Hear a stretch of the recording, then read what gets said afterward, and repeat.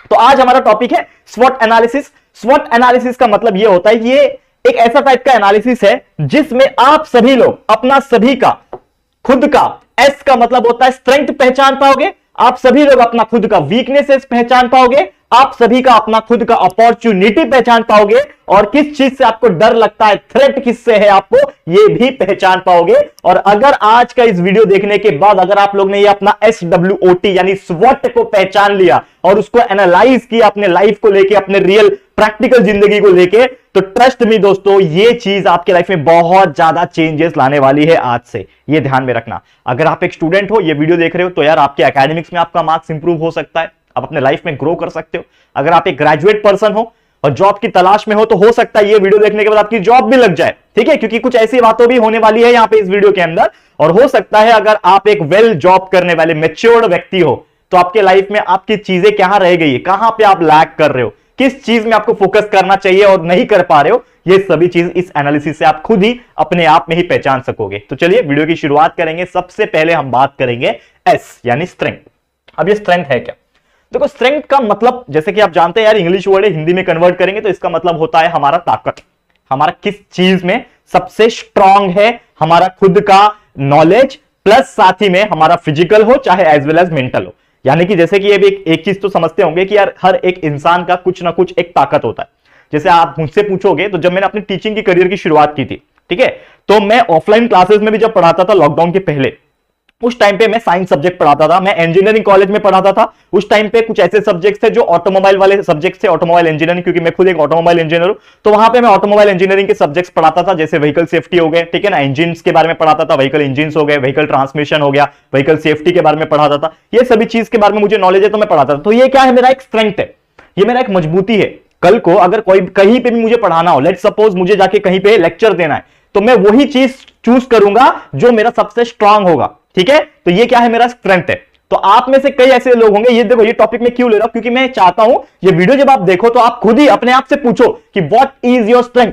आप अपने आप से पूछो, ये वीडियो को पॉज करो यहां पे और थोड़ा 2 मिनट सोचो कि यार मेरा स्ट्रेंथ क्या है।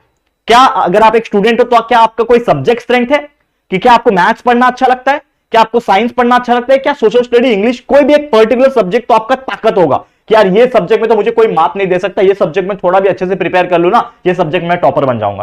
तो अगर आप एक नॉर्मल व्यक्ति हो, ठीक है, अगर आप एक नॉर्मल व्यक्ति यानी एक स्टूडेंट हो, तो आप अपने सब्जेक्ट्स को आइडेंटिफाई कर सकते हो कि मेरा सबसे स्ट्रॉन्गेस्ट सब्जेक्ट, मेरा स्ट्रेंथ क्या है, ठीक है, अगर आप एक स्टूडेंट हो तो। अगर आप एक जॉब करने वाले व्यक्ति हो, समझ रहे हो, अगर एक जॉब करने वाले व्यक्ति हो तो अपने आप से पूछो कि आप जॉब जो कर रहे हो, इतने सारे प्रोफाइल्स आपने चूज किए हैं, हो सकता है आप में से कई सारे ऐसे जॉब करने वाले हो जो सुपरवाइजर हो सकता है ऐसे जॉब करने वाले हो जो कोई इंजीनियर हो किसी कंपनी में, हो सकता है कोई सेल्स डिपार्टमेंट में हो, कोई मार्केटिंग में हो, कोई फाइनेंस में हो, बहुत सारी चीजें होती है जॉब के फील्ड में। तो आप अपने आप से पूछो व्हाट इज योर एक्सपर्टीज, आपका एक्सपर्टीज क्या है, ये आपका स्ट्रेंथ पता करेगा। समझ लो बहुत सारे ऐसे कैंडिडेट हो गए आप में से जो सेल्स में एक्सपर्ट होंगे, मतलब कोई भी चीज दे दो आप बेच दोगे उसको। मैं बोलूंगा कि ये पेन बेच के दिखाओ तो आप बेच दोगे उसको। बहुत सारे के अंदर वो स्किल नहीं होता, फंबल करने लगते हैं, कोई सामान बेचने बोल दो नहीं बेच पाएंगे। तो अगर आपके अंदर वो स्ट्रेंथ है तो आप उसी स्ट्रेंथ के ऊपर फोकस करो, देखो कामयाबी आपके हाथ लगेगी। बहुत सारे एग्जांपल्स मैंने देखे हैं, ठीक है, मेरे ही रिलेटिव में एक बंदा है, ठीक है, ऐसा व्यक्ति जो आज के रेट में सिर्फ 21 साल का है और वो लगभग 50,000 प्लस सैलरी उठा रहा है, ठीक है, सिर्फ और सिर्फ सेल करके, मार्केटिंग करके। उसको बात करने का तरीका उतना अच्छा है। तो यार अगर वो बंदा कोई इंजीनियरिंग वाला जॉब करता जाके, अगर उसके पास सेल्स का स्किल है, मार्केटिंग का स्किल है, और वो जाके कोई इंजीनियरिंग कंपनी में कंप्यूटर पे डिजाइन कर रहा होता, तो क्या वो सक्सेसफुल होता? नहीं होता। तो अपना स्ट्रेंथ पहचानो और वो स्ट्रेंथ के ऊपर फोकस हो जाओ। मेरा स्ट्रेंथ है टीच करना, मेरा स्ट्रेंथ था साइंस, फिर आप लोग के प्यार के कारण मैंने मैथ्स पढ़ाना शुरू किया और वो मेरा स्ट्रेंथ बन गया। तो ये स्ट्रेंथ जो है अब उसी को लेके मैं आगे चल रहा हूं, करेक्ट है। तो वो स्ट्रेंथ को पहचानो और उसको लेके आगे चलो, देखो कामयाब क्यों नहीं बनोगे, आराम से और इजी तरीके से कामयाब बनोगे। तो ये आप कर सकते हो, ठीक है। सेकंड पॉइंट मेरे लिए क्या है, स्ट्रेंथ हो गया। अब सेकंड है W यानी वीकनेस। वीकनेस क्या हो सकता है? अब जैसे कि सिर्फ स्ट्रेंथ को लेके अगर आगे बढ़ रहे हो तो कामयाब होगे, ये तो मैं गारंटी दे सकता हूं। लेकिन जिस दिन आपने अपना वीकनेस पहचान लिया, जिस दिन आपने अपना वीकनेस पहचान लिया, तो कोई भी आपको गिरा नहीं पाएगा, ये ध्यान में रखना।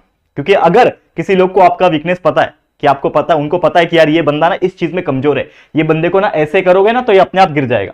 तो अगर किसी इंसान को आपका वीकनेस पता है तो वो आपको बार बार गिराएगा और आप उठ के खड़े भी नहीं हो पाएंगे। लेकिन जैसा मैंने आपको बोला था कि कामयाब और सक्सेसफुल इंसान वही है जो 10 बार फेल होके नीचे गिरे लेकिन 11वीं बार उसी कॉन्फिडेंस के साथ वो फिर से उठ के खड़ा हो जाए। वो है सच्चा हसल, वो है सच्चा इंसान जो मेहनत करता है। ठीक है, तो वो जरूर आपके अंदर होना चाहिए। ठीक है, अब जैसे मैंने बोला आपको कि हमारा दूसरा चीज क्या है, वीकनेस। तो अगर आप एक स्टूडेंट हो तो आप अपने आप से पूछो कि what is the weakness of your subjects में क्या वीक है। जैसे मैंने स्ट्रेंथ की तो बात कर ली, लेकिन वीकनेस के ऊपर कौन फोकस करेगा? क्योंकि अगर आप सिर्फ साइंस में अच्छे हो, बाकी सब्जेक्ट में अच्छे नहीं हो, तो क्या आप 90% निकाल सकते हो? नहीं। तो स्ट्रेंथ होना अच्छी बात है, वो अपने जगह बिल्कुल सही है, लेकिन वीकनेस को पकड़ना इज ऑल्सो वेरी इंपॉर्टेंट। तो क्या है वीकनेस? समझ लो आप एक स्टूडेंट हो तो वीकनेस सब्जेक्ट क्या है? समझ लो बहुत सारे लोग का वीकनेस जो होता है मैथ्स होता है। मैंने ज्यादातर बच्चों को पूछा तो लोग बोलते हैं सर मुझे मैथ्स से डर लगता है।